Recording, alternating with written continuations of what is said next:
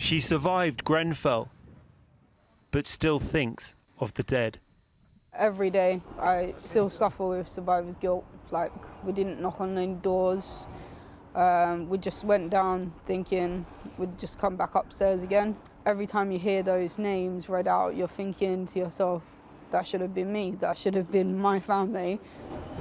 Emma O'Connor lived on the 20th floor of the tower, but as someone with mobility problems, she and her partner took the lift to escape the fire just before it stopped working. If we had to go through the stairs, probably wouldn't be sitting here today.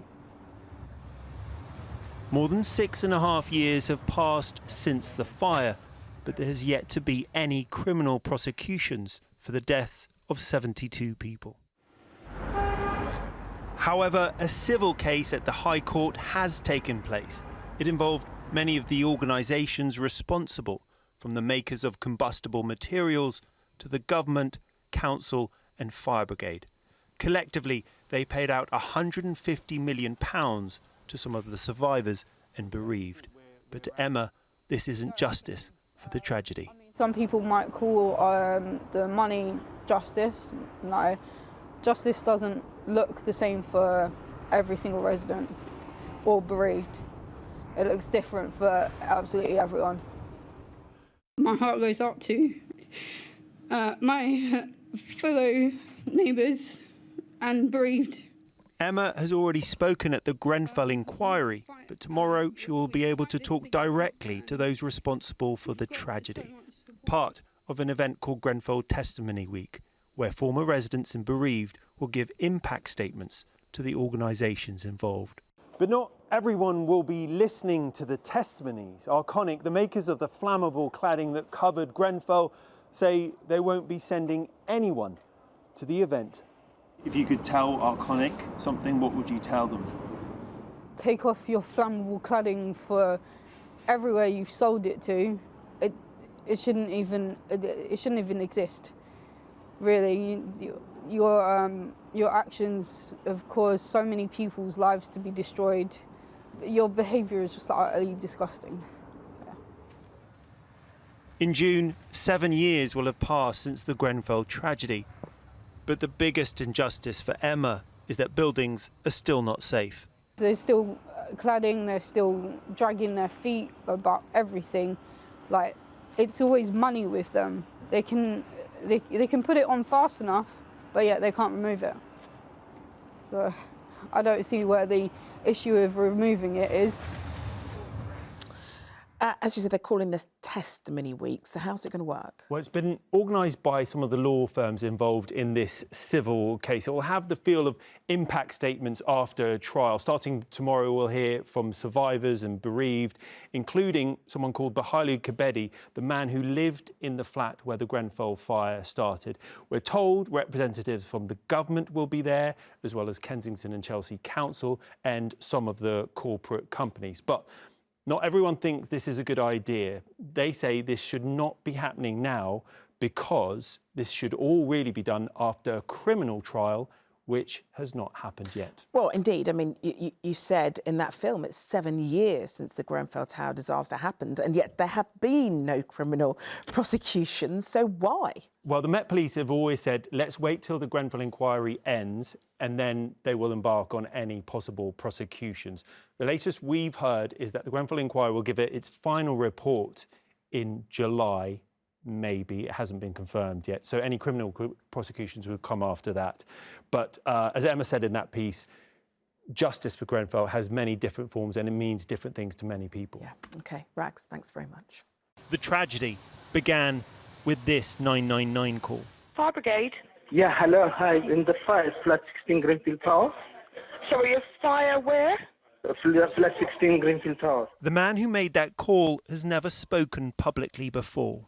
This image of him escaping the tower barefoot was shown at the public inquiry. But Bahalu Kebedi had to go into hiding after the fire, after being vilified in the tabloid press. Even today, 6.5 years later, his words were spoken by an actor. I can never forget that it was in my flat, in my kitchen, that the fire started. All those homes were destroyed, and all those lives were lost and shattered. I can never forget this. I will never forget this. It is a deep pain, a shame that I will carry to my grave.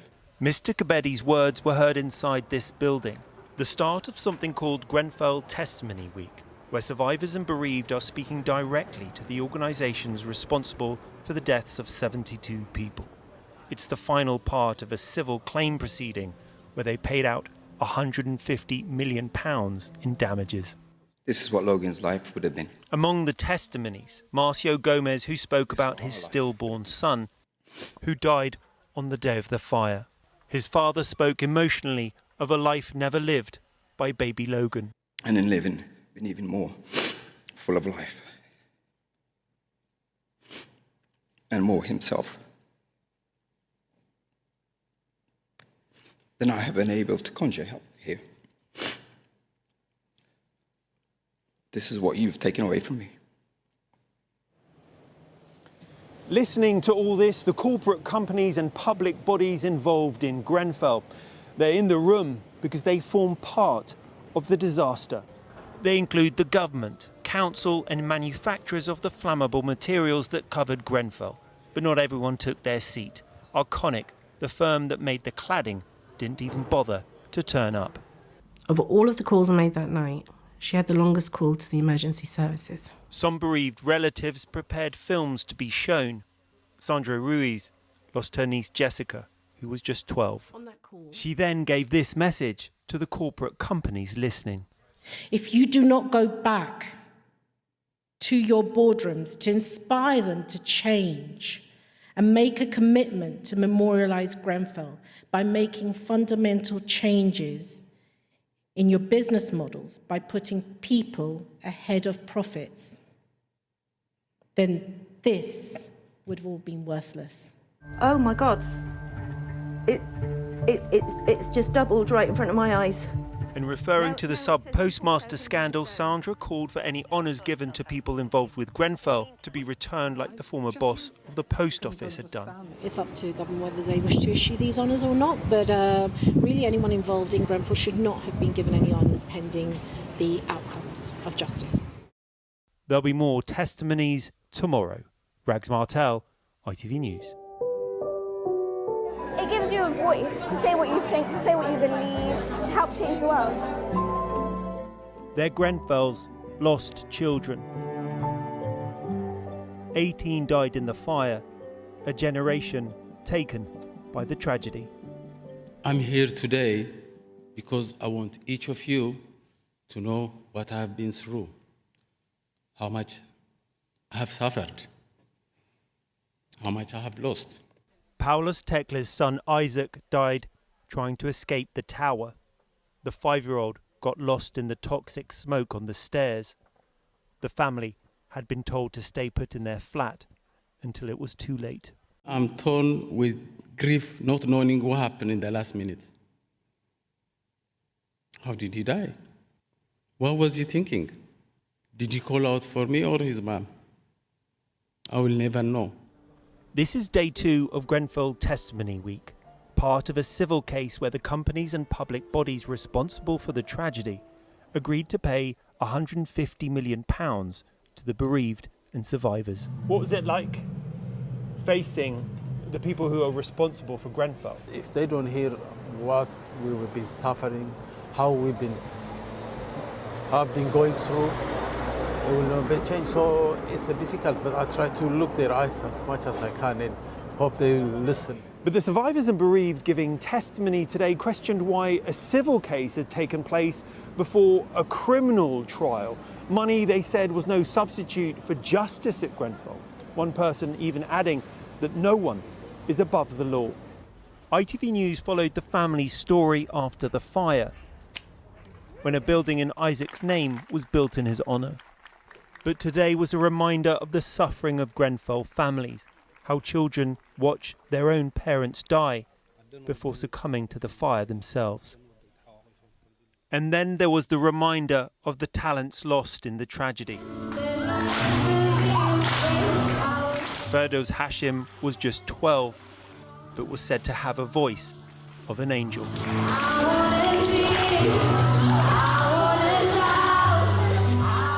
Abdisalem Sabah. The day began Ali Yawar Yafari. with a roll call. Dennis Murphy. The 72 Mohammed Al-Hajjali. who died at Grenfell. Sheila. At 84, Sheila was the oldest victim. I'm Martin Smith. I'm Sheila's eldest son. Today, her family spoke publicly for the first time. I'm Harriet Smith, one of Sheila's granddaughters. A painful process, even this long after the tragedy. In the weeks, months, and now years that follow, I've struggled to open up about the impact this tragedy has personally had on me. How could I? I'm not a victim, nor a survivor, and nor do I live in the surrounding area. I'm at the back of this very long line. Her granddaughter listing the mental health issues that came after the fire. Single episode depressive disorder, generalised anxiety disorder, and post-traumatic stress disorder. Sheila lived on the 16th floor. The tower was her happy place.